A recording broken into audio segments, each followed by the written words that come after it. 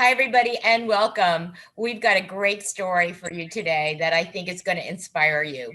With us today is Zach Mote. He's the owner of End Brewery in Lake Ridge, Virginia. And his story is about how he looked this pandemic in the eye and said, "You are not going to beat me," and how he did it and how he did it quickly and what the results were. So, welcome, Zach. Thank you for having me. Nice to see you, Angel. It's a pleasure. So let's start with some basics. Waters End is a brewery only, correct? That is correct. Yes, we brew beer and sell it on site. So there's no kitchen Right. and you don't distribute. That is correct. So you have one channel of delivery, and that's to sell beer to people who come to your brewery. Yes, it is our tap room. You actually have to visit the brewery to buy our beer. Okay. So and how old is your business? We opened our Lake Ridge tap room in 2016. And 2016. yep, so we just had our 4-year anniversary, and we just opened our second tap room only about 4 miles away in Woodbridge just last month. Congratulations. Thank you. Station number 2. Now you're twice as busy. More. Okay. How big is your brewery?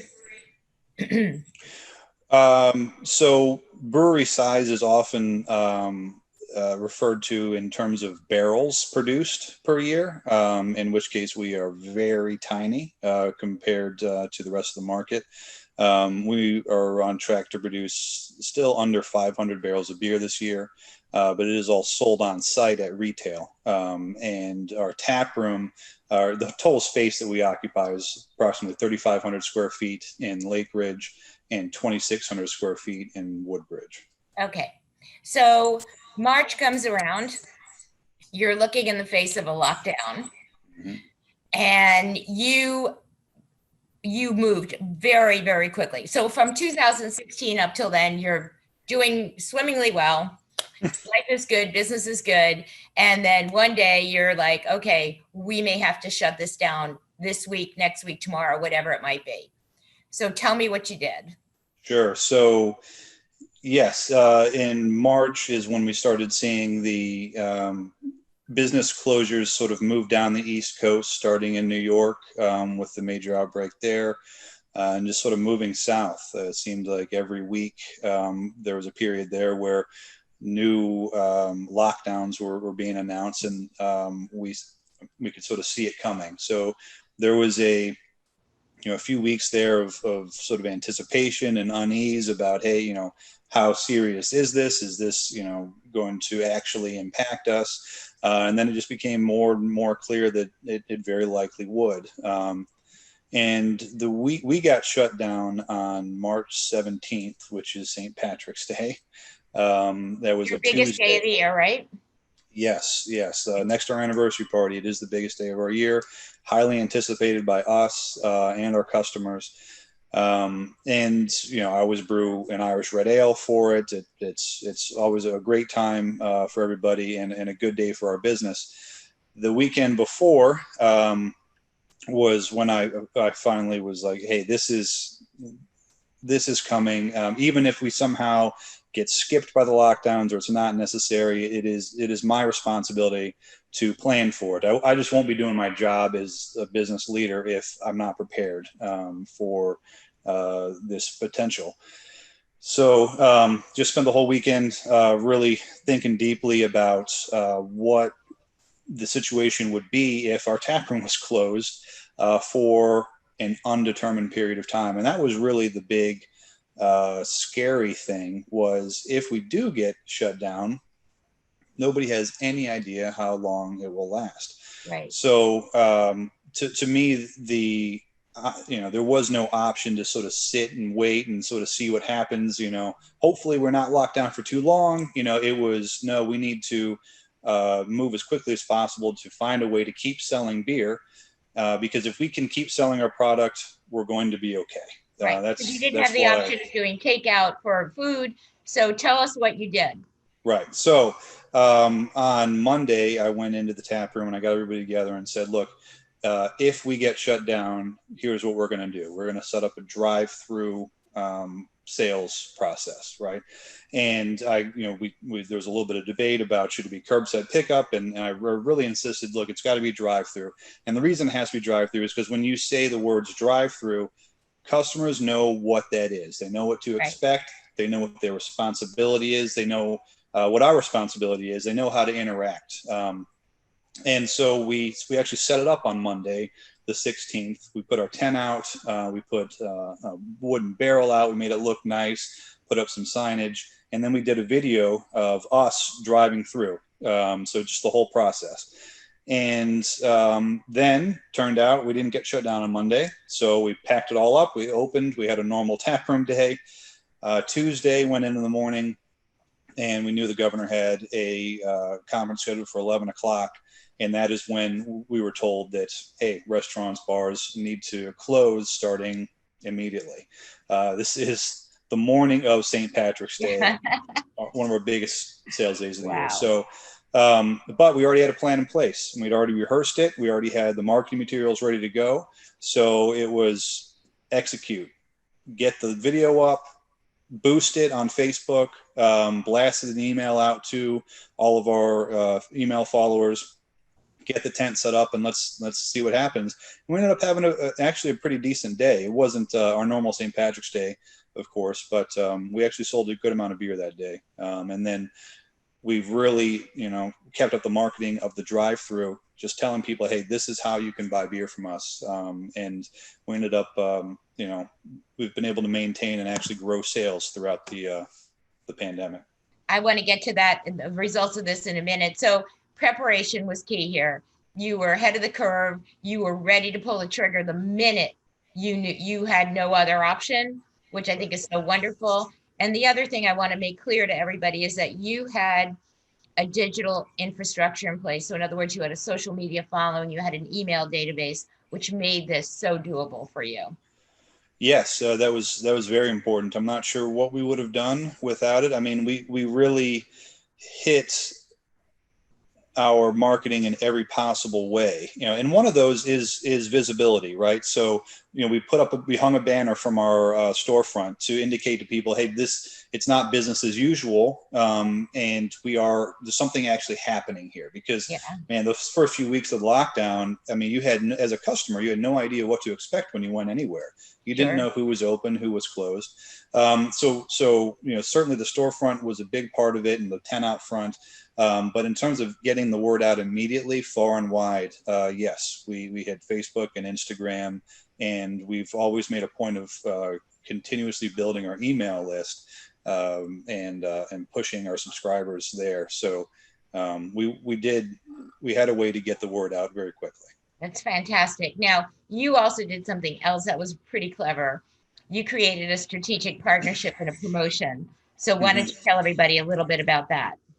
Sure. So, it's a very simple business model. We sell beer, and then sort of our 1B priority is we are a community gathering place. Well, pandemic really has put a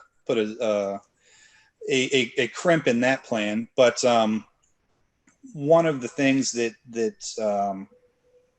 I still wanted to do in some way was to contribute to the community, because that's such a big part of our brand. And it was really sort of this bolt of lightning inspiration where we have been partnering with a larger brewery to help supplement our production, because we've got a very small brewery. I haven't been able to, until we opened our second location, I wasn't able to brew enough beer to satisfy demand. And when I went up there very, shortly after the lockdown, they had no brews scheduled. And I was looking around at all this equipment that's completely idled, these workers who have no idea what to expect, what's going to happen. And I said, hey, we need to do a collaboration. And then on my way back, I was, hey,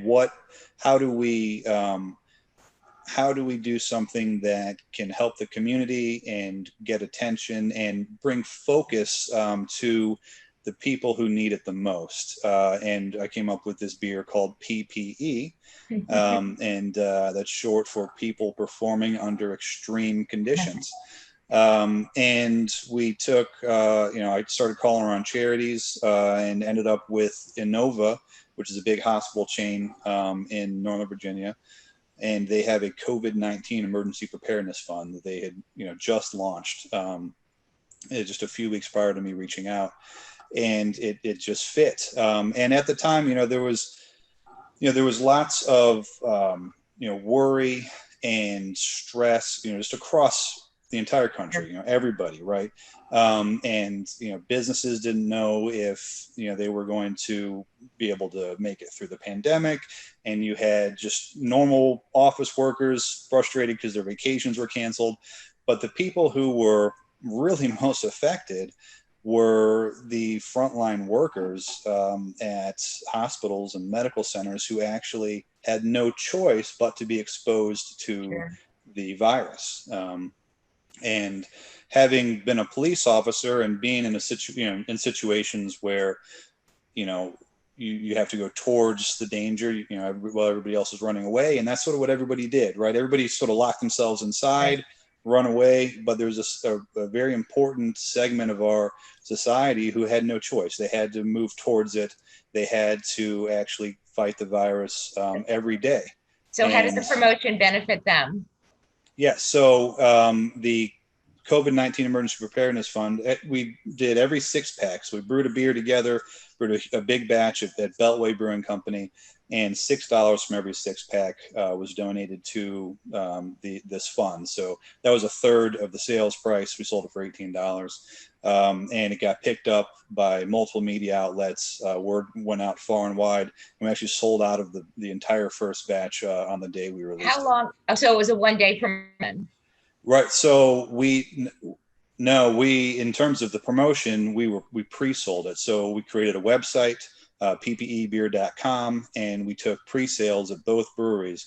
We pre-sold roughly half the batch before it was even in cans. And then on the day we released it, we sold the rest of it. So it was a sort of a pickup day and a sales day.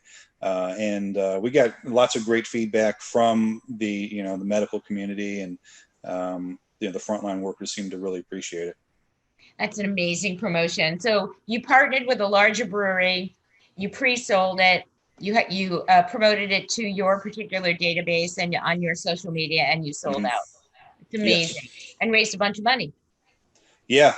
We've donated over $18,000 to that fund so far. We've got some of the beer still left for sale. We're going to end up at probably $21,000 or $24,000 will be our total donation. That is an amazing story. So now we've got two things going. You've got your business still running. You've contributed to your community. Mm-hmm. And I think everybody wants to know. So here we are in almost November. It's hard to believe. Tell us how your business is doing year over year. We are up over 30% year over year.